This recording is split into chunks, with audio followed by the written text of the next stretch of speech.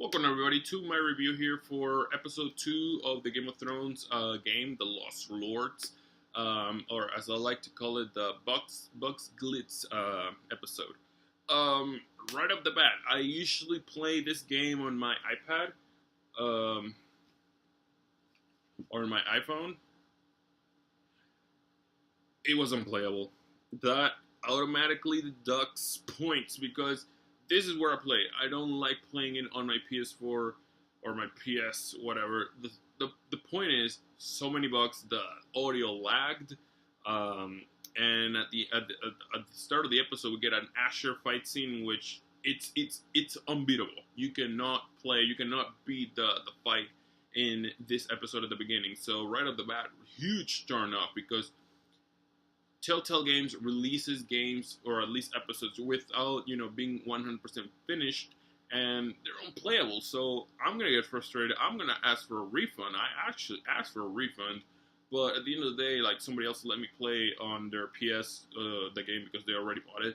But like I said, my point is, you should not release games that are not ready.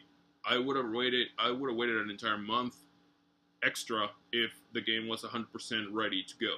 This was not the case, so huge deduction points from there. But like I said, the system in the iPad, the iPhone, it's poor. Don't buy it yet.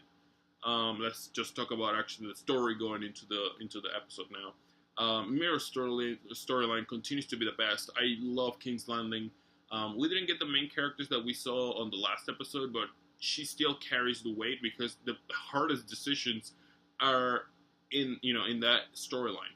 There's a point in time in which you have to decide whether you want to betray or not betray someone that you're close to.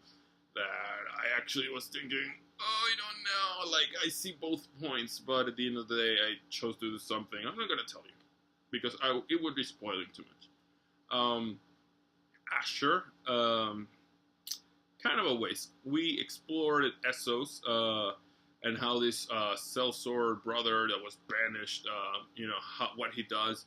Like I said, at the beginning of the episode, he had a fight. He survived. Spoiler alert. And he's just too much bronze, not enough brain to me. But I'm really guessing that since he will eventually make his way back to Ironrath, I'm hoping his storyline picks up. Godric, who we thought was killed on the first episode, is actually not. And now he's the Lord of Ironrath, the Lord of the Foresters, the house. I don't know about him. I mean, he's better than Asher, but there's definitely more interesting characters out there. I think there's potential there. I mean, you have this political intrigue / romance / action thing that going on. You have a lot of stuff, circling Ironrath right now. And the story with Godric is really, really interesting, and I'm gonna look forward to that, in eventual episodes. Garrett at the Wall. It might as well been a cameo. I mean, we've seen this from the show before the books. How you get to the Night's Watch and you have to take a test and be assigned. We saw Jon Snow in this episode. It was a big selling point in the trailer. How oh my goodness, we got to see Jon Snow. He was barely there. Let's just throw it out there. He was barely there.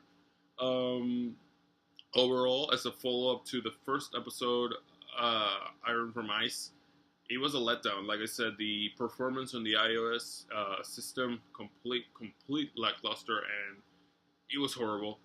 As far as the story itself, it was continuing the story, which is all I can say about it, but it wasn't as good as the first episode. Overall, I liked it, but it could have been better. What do you think, guys?